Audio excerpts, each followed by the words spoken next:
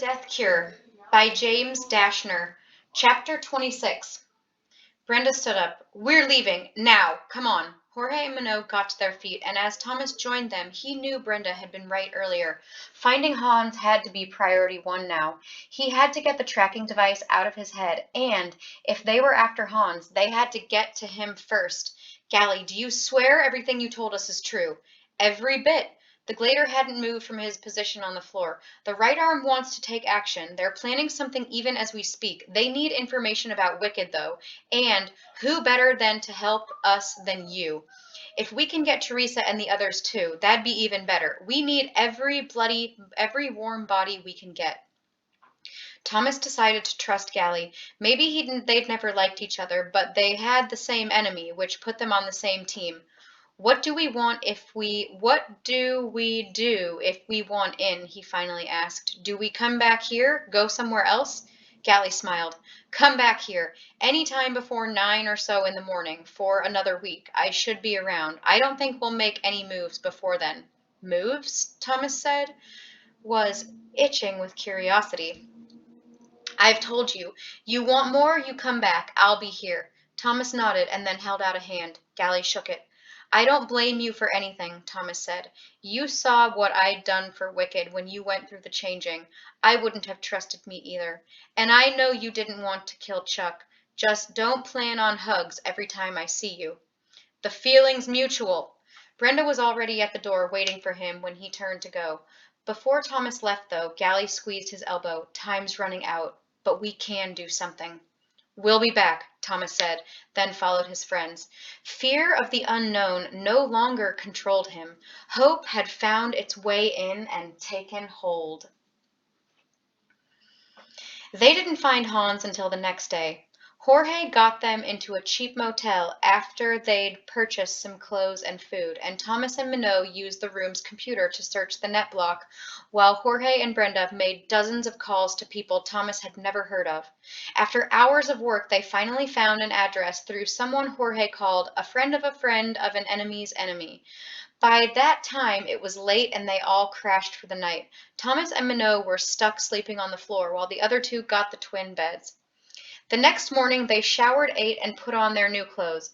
Then they got a cab and went straight to the place they'd been told Hans lived, an apartment building in only slightly better shape than Gally's. They climbed to the 4th floor and knocked on a gray metal door. The lady who answered kept saying she'd never heard of any Hans, but Jorge kept pushing. Then a gray-haired man with a wide jaw peeked over the woman's shoulder. Let them in, he said in a gravely voice. A minute or so later, Thomas and his 3 friends were sitting around a rickety table in the kitchen, all their focus on the gruffly distant man named Hans. It's good to see you're okay, Brenda, he said. You too, Jorge, but I'm not in the mood to catch up. Why don't you just tell me what you want? I think you know the reason we're here, Brenda replied, then nodded toward Thomas and Minot. But we also just heard that Wicked put a bounty on your head. You need to hurry and do this, and then you need to get out of here. Hans seemed to shrug off that last part, looking at his 2 potential customers. You've still got the implants, do ya? Thomas nodded, nervous but determined to get this over with. I only want the controlling device out. I don't want my memories back, and I want to know how this operation works first. Hans wrinkled his face in disgust. What kind of nonsense is this? Who's this weak-kneed coward you brought to my place, Brenda? I'm not a coward, Thomas said before she could respond. I've just had too many people in my head. Hans threw up his hands, then slapped the table. Who said I'd do anything to your head? Who said I liked you enough for that? Are there any nice people in Denver? Minot muttered. You folks are about 3 seconds from being thrown out of my apartment. Everyone just shut up for a second, Brenda shouted. She leaned towards Han and spoke in a quieter voice.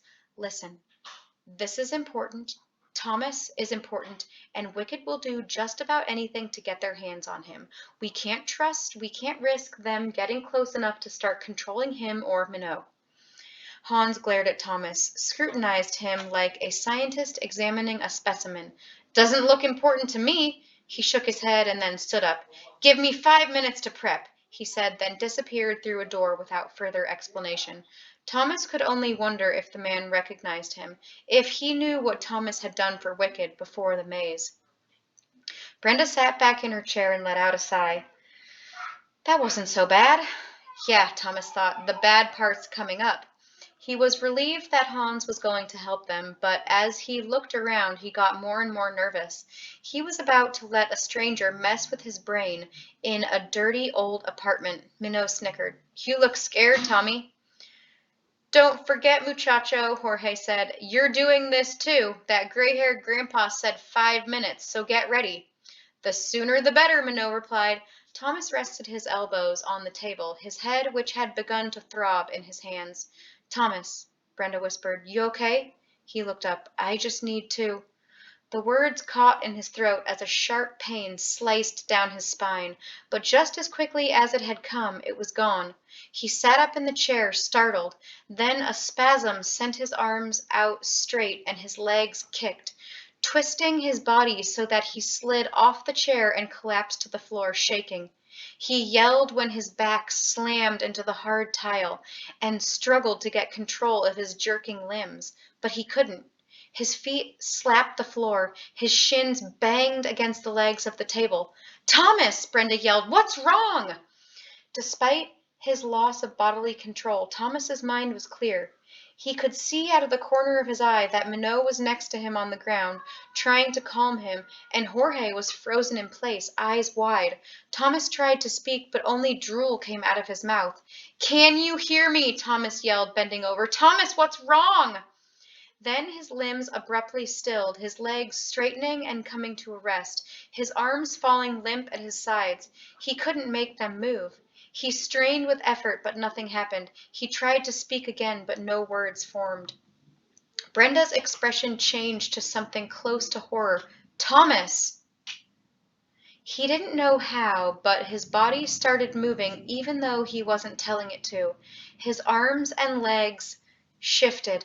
He was getting to his feet. It was as if he'd become a puppet. He tried to scream, but couldn't. You okay? Minot asked. Panic clenched inside Thomas as he kept doing things against his will. His head twitched, then turned toward the door through which their host had disappeared. Words started spilling from his mouth, but he had no idea where they came from. I can't let you do this.